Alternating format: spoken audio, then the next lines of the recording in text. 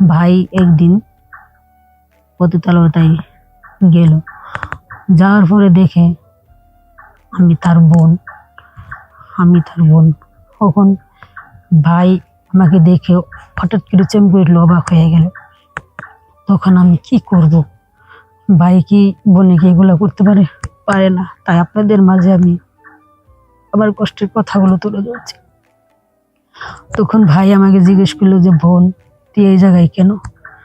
তখন আমি আমার ভাইকে বললাম যে, ভাই আমি তো তোমাদের কথা বা আমার বাবা মার কথা অবাধ্য হয়ে আমি বিয়ে করেছিলাম। আজকে আমার ভাগ্য আমাকে এই জায়গায় টেনে আনছে। তা আমার স্বামী আমাকে পতিতালয়তেই বিক্রি করে দিয়েছে। তখন আমার ভাই কথাটা শুনে অবাক হয়ে গেল। তখন কি করবো, ভাই তো আর বোনের এগুলা কোনো কিছু করতে পারে না। ভাই তো আমাকে দেখে অবাক হয়ে গেছে, আমি তো ভাইকে দেখে অবাক হয়ে গেছি যে কি করতে পারি। ভাই আর বোন, ভাই বোনের ভিতর তো এগুলো করা সম্ভব না। তখন ভাই আমাকে জিজ্ঞেস করতেছে যে, কি ব্যাপার বোন তুই এখানে কেন?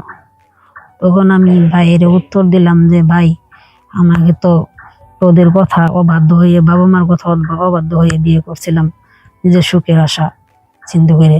এখন এমন সুখ আল্লাহ আমার কপালে দিছে, আজকে আমার পতিতালয়তে বাস করতে হয়। আসসালামু আলাইকুম।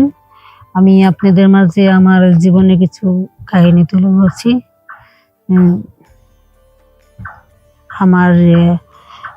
আমার বাড়ি হচ্ছে ঢাকা গাজীপুর।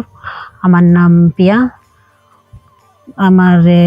আমি আমার বাপ মার কথা না শুনে, আমার বাপ মার কথা বাধ্য হয়ে আমি একটা ছেলের লোকে প্রেম করতাম। ইদানিং অনেক দিন তার সাথে আমি কথাবার্তা বা আমি অনেক কিছু বলছি। পরে আমাকে নিয়ে একদিন বললো ঘুরতে যাই।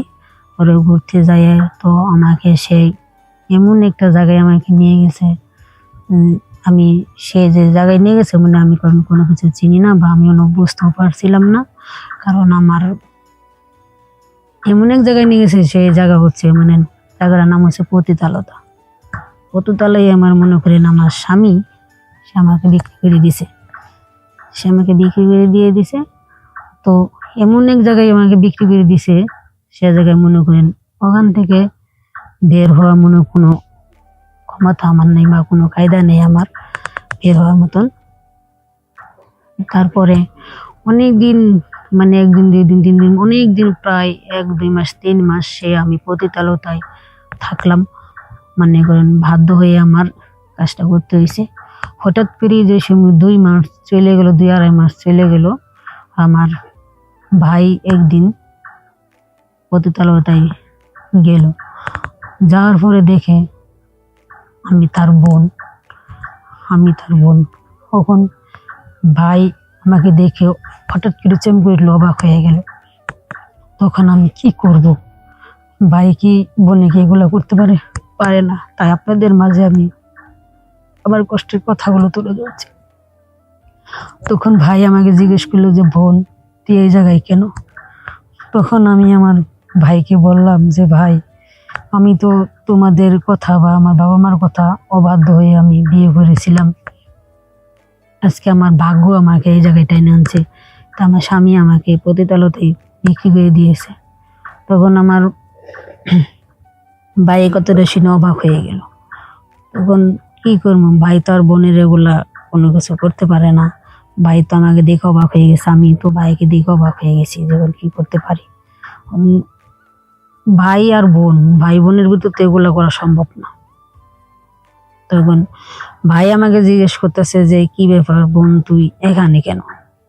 তখন আমি ভাইয়ের উত্তর দিলাম যে, ভাই আমাকে তো তোদের কথা অবাধ্য হয়ে, বাবা মার কথা অবাধ্য হয়ে বিয়ে করছিলাম নিজের সুখের আশা চিন্তা করে।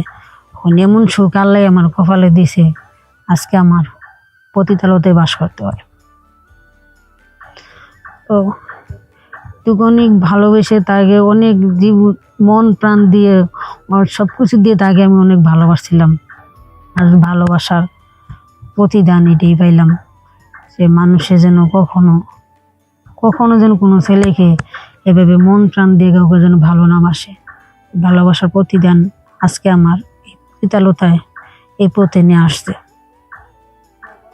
মেয়েদের প্রথম যখন মেয়েরা যখন ছেলেদের সাথে কথাবার্তা বলে বা প্রেম করে, তখন কিন্তু কেউ বুঝতে পারে না যে একটা ছেলের ভিতরে হয় এরকম, মানে তার ভিতরে কি চলতেছে সেটা কেউ কোনোদিন বুঝতে পারে না। তো আমিও তো সেরকমই, তাকে যে সময় ভালোবাসছিলাম, দেখছি যে ভালো, আমার সাথে কথাবার্তা ভালো বলে বা ব্যবহার ভালো করে,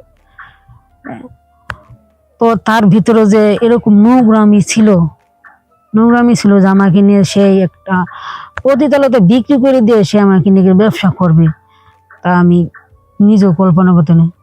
আমার যে সময় আমার বিক্রি করে দিল, ওই সময় আমি তো ওই কোন জায়গায় যে নিয়ে আসছে আমি জায়গাটাও চিনি না। তো আমার দু চোখের পানি জোর জোরে আমার বুকটা ভেসে যেতেছে। আজকে ভালোবাসছিলাম একটা ছেলেকে মন প্রাণ দিয়ে, সেটার এই প্রতিদানকে আমি এটাই পেলাম। আজকে আমার এই পতিতালয়তায় এগুলা ব্যবসা করতে হয় বা এগুলা করতে হয়। তাই আমি আমার বোন যারা আছে, যারা আমার মতন, যারা মেয়ে আছেন, বোনেরা বা ছোট বোনেরা, বড় বোনেরা যারা আছেন, আমার মতন ভুল কেউ করবেন না। আমি যে ভুলটা করেছি সেই ভুলটা কখনো আপনারা করবেন না। যদি আমার জীবনের কাহিনী যেটা ঘটছে সেটা আমি আপনাদের মাঝে তুলে ধরেছিলাম। যদি আমার গল্পটা ভালো লাগে অবশ্যই এই চ্যানেলটা সাবস্ক্রাইব করবেন এবং বেশি বেশি করে শেয়ার করবেন।